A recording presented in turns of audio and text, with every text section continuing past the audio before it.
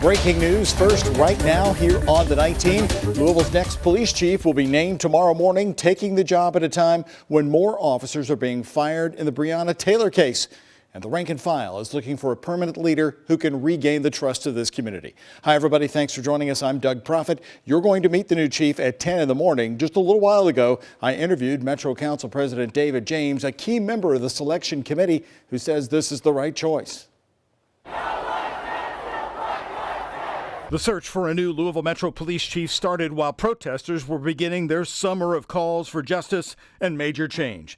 And now it's down to the person who will fill the job next.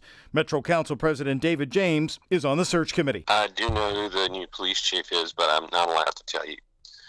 Everybody on the panel signed a non-disclosure agreement. The new chief for Louisville is a former chief who James says has also experienced the same issues of tension with race, the public, and officer-involved shootings. This person has been involved in all levels of controversy surrounding policing and has dealt with it very well. James says Louisville's new chief also passed a demanding checklist, and the takeaway from the choice will be clear. I think they should take away that this particular chief has the full support of everybody on the panel, has the experience needed to move Louisville and its police department forward, and that from all the input that we received, well over 10,000 people commenting about what they are looking for in a new police chief, this police chief fills the majority of those. With recruits at an all-time low, along with morale for the Metro Police Force,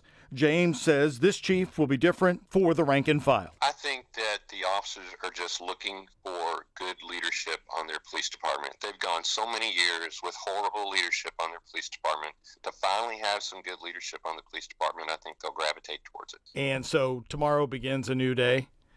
Tomorrow begins a new day for our city and our police department. And with that, the search for a new chief goes back to June when Mayor Fisher fired then Chief Steve Conrad following the death of David McAtee. While it was ultimately found that a National Guardsman killed the well-liked barbecue man, no LMPD officers involved in the incident had been wearing their body cameras, or their body cameras were not on. Deputy Chief Rob Schroeder then stepped in as the interim chief. He served until the end of September, when he retired to focus on his family and to complete his doctorate. Former Deputy Chief Yvette Gentry then returned to the police department out of retirement to become interim chief. She's the first woman to lead the police department, but she also made it clear she did not want the job full time.